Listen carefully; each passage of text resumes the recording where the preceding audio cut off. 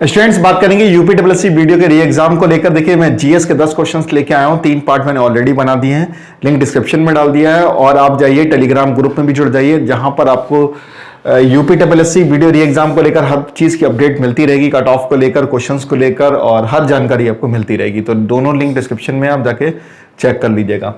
तो चलिए, पहला क्वेश्चन हम लोग देखते हैं कि स्वच्छ नहर का निर्माण जो है वो कब कराया गया था। तो इसका निर्माण 1869 में कराया गया था। बहुत अच्छी नहर है ये। 1869 में इसका निर्माण कराया गया था। वास्को डी गामा का आगमन भारत में कब हुआ? तो 1498 में हुआ, और ये गुजरात के तट पे कहीं पर उतरा था ये। हल्दी घाटी का युद्ध जो है वो कब हुआ? तो 1576 में हुआ। और किस किस के बीच में हुआ था? तो अकबर और महाराणा प्रताप के बीच में हुआ था। महाराणा प्रताप। तो ऐसे याद कर लीजिए। देखो, हल्दी कब लगती है? हल्दी लगती है शादी में। और जब शादी कब होती है? जब महाराणा, जब आप महान हो जाते हो। कब हो जाते हो? महान। मतलब अच्छी इनकम आपकी होने लगती है, तब आप क्या हो जाते हो? महान हो जाते हो। महान जैसे हो जाओगे तुरंत आपकी क्या लग जाएगी? हल्दी लग जाएगी।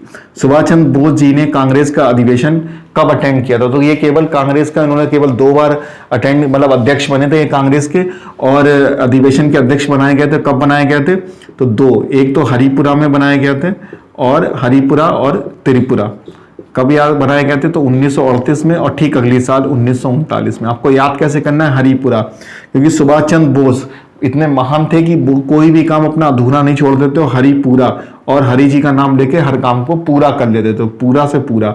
और दूसरी ट्रिक ये है कि यहाँ पे बोस लिखा है, और बोस मतलब बॉस। बॉस का कोई काम कैसा नहीं हम लोग को छोड़ना चाहिए, अधूरा नहीं छोड़ना चाहिए। कैसा करना चाहिए? पूरा करना चाहिए। जो ट्रिक आपको अच्छी लगे कर लीजिएगा। मणिपुर की राजधानी क्या है? तो मणि मतलब होता नहीं, मणि कहते हैं सांप के अंदर मणि होती है। तो हमारी मणि कैसी होनी चाहिए? इम्फाल। फाल मतलब गिरनी नहीं चाहिए। फाल मतलब होता है गिरना।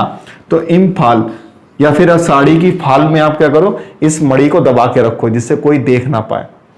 बनी औरतों की जो साड़ियां होती हैं उसमें फाल लगती है, तो क्या करो? उस मणि फाल में क्या करो? मणि की जो है वो उसको दबा लो, ठीक है, जिससे गिर ना जाए। नेक्स्ट है, अम्लों का राजा किसको कहा जाता है? तो H2SO4 को कहा जाता है, सल्फ्यूरिक अम्ल, ठीक है, इसको बोलते हैं सल्फ्यूरिक अम्ल।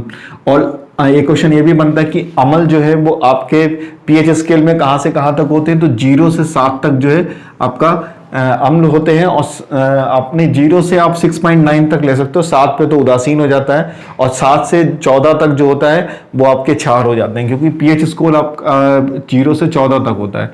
जो पीएच स्केल जो है वो आपका 0 से 14 इस टाइप से आपका बनता है, ठीक है। ये आपका 7 हो जाता है, ये 0 हो जाता है, और ये 14, ये अम्ल हो जाते हैं, और ये क्षार हो जाते हैं।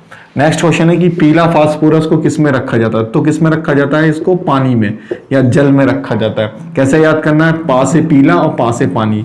और एक क्वेश्चन ये मैंने ये भी कराया था कि सोडियम को किस में रखा जाता है?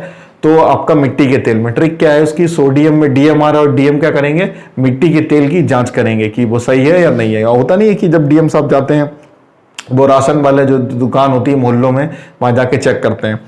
नेक्स्ट है आपका, प्लास्टिक का आविष्कार किसने किया? तो प्लास्टिक से हम लोग कोई भी चीज पकड़ सकते हैं। लाइट की चीजें तो पकड़ लेते हैं। तो ऐसे ही आपको याद रखना है कि अलेक्जेंडर पार्कल, ठीक है, पकल, ऐसे याद रखना, प्लास्टिक को हम लोग पकड़ लेते हैं।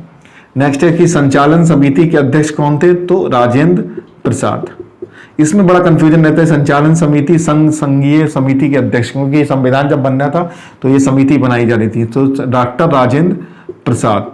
आपको कैसे याद रखना है? चालन। प्रसाद का जो प्रसाद जब डिस्ट्रीब्यूट होता है, जब उसको चलाया जाता है कि एक दूसरे को बांटा जाता है, तो उसको चालन, उसका चालन जो है वो सही होना चाहिए। नहीं तो बहुत लोग कहेंगे हमें तो प्रसाद मिला ही नहीं, हम तो लिफाफा ही नहीं देंगे, ठीक है। तो बहुत ज्यादा प्रसाद जब बांटते समय उसका चालन, उसका देख रेख सही होना चाहिए कि डिस्ट्रीब्यूट होता नहीं है। पता चले भक्तों को प्रसाद मिल नहीं पाया तो बहुत नाराज हो जाएंगे वो।